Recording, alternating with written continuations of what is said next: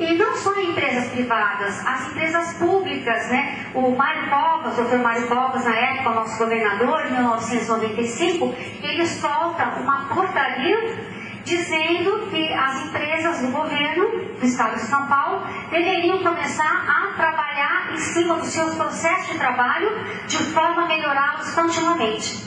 Então, na década de 90, as empresas privadas e também as empresas públicas. Eu vou pegar a Toyota só para dar um exemplo de tudo que eu estou falando, como a gente pode observar na Toyota. A Toyota hoje, ela é referência mundial em gestão.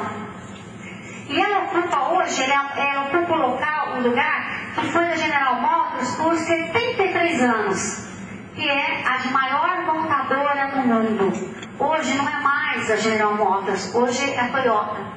E qual é a filosofia da Toyota? Qual é a base da Toyota? É o sistema Kaizen. O que é o Kaizen? É melhorar continuamente tudo aquilo que a gente faz. Então, qual é a filosofia lá? Eliminação contínua dos desperdícios dos processos, e quem propõe a eliminação contínua são os funcionários que participam ativamente de tudo aquilo que eles fazem.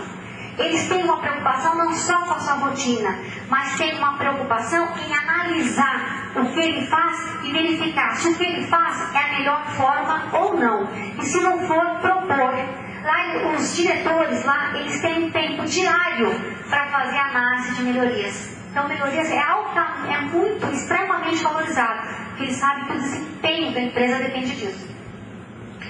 O lema é: hoje melhor do que ontem, amanhã melhor do que hoje. Para vocês terem uma ideia, eles implementam por ano 1 milhão de melhorias. 1 milhão de melhorias. E olha, isso, se vocês pensarem que a Toyota começou esse processo em 1947, nós estamos em 2007, ela faz isso desde 47. Bom, mas qual é a diferença da Toyota, que é uma empresa privada, e de uma empresa pública, né? Um TRT, por exemplo.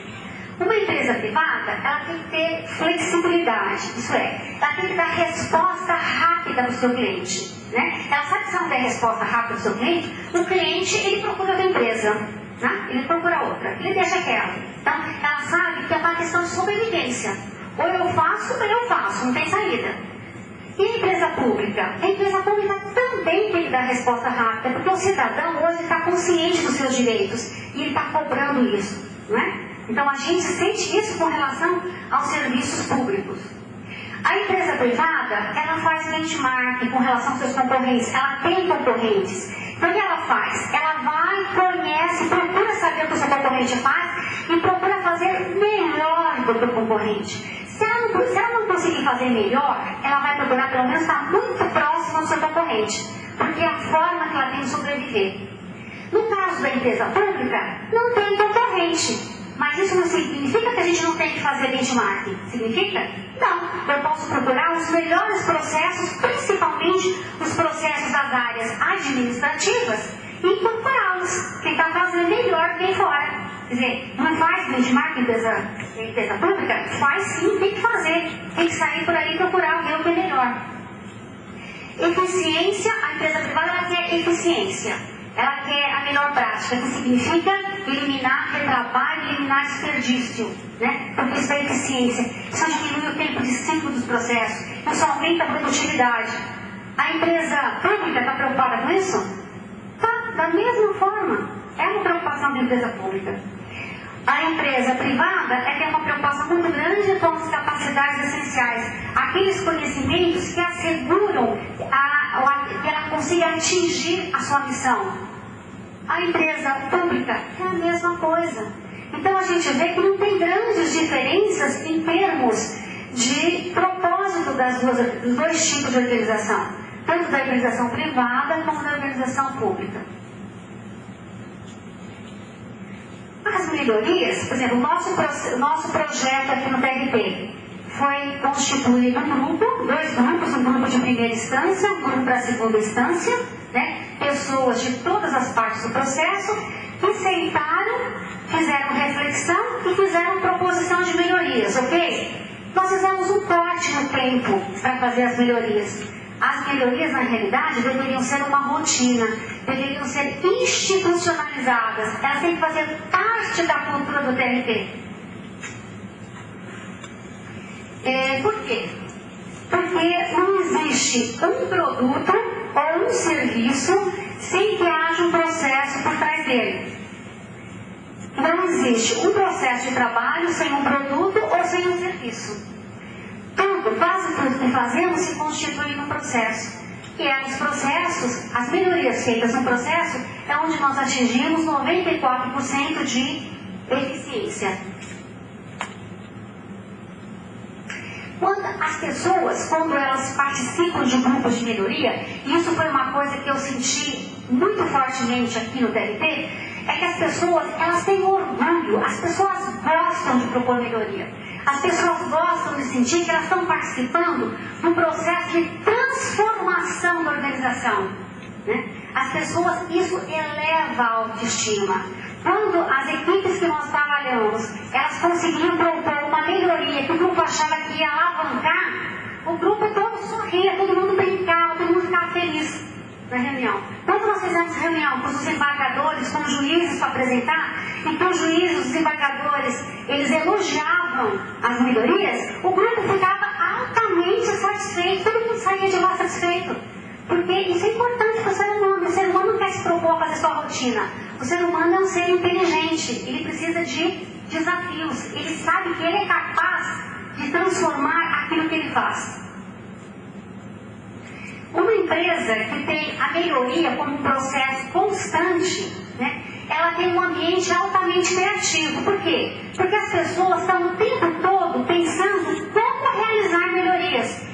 Batendo, como eu falo assim, batendo os rabichos dos neurônios. Né? Está o tempo todo fazendo isso. Então isso faz o ambiente ser muito criativo. Ele desenvolve espírito de equipe, porque quando as pessoas trabalham sobre o processo, elas entendem que não adianta eu mexer uma parte do processo.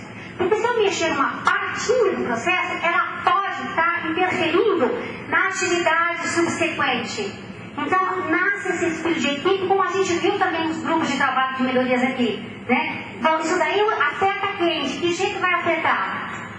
Então, a pessoa começa a pensar de uma forma mais sistêmica.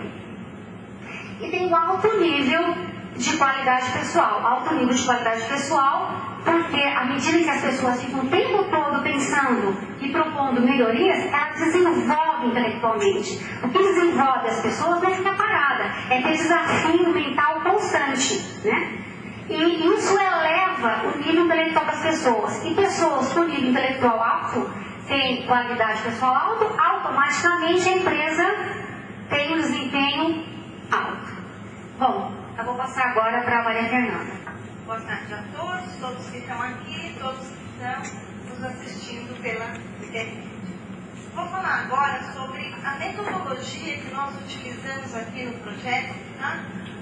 As melhorias do processo de trabalho básico judiciário. Então, eu gostaria de, antes de começar, pedir para o grupo que participou com a gente levantar e se identificar. Quem participou do trabalho da primeira e da segunda instância, quem trabalhou comigo foi a professora Cida. Quem está aqui, gostaria que... Não são muitos, porque eles já conhecem o trabalho, mas é importante que vocês conheçam. E gostaria também de agradecer todo o empenho desse grupo, porque a gente sabe que não é fácil compartilhar as atividades do dia a dia com as atividades do projeto.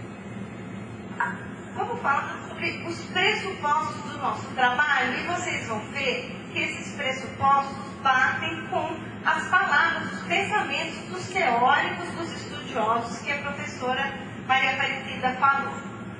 Quem conhece os processos de uma organização, seus participantes, e não pode haver mudança e evolução sem isso de todos os envolvidos.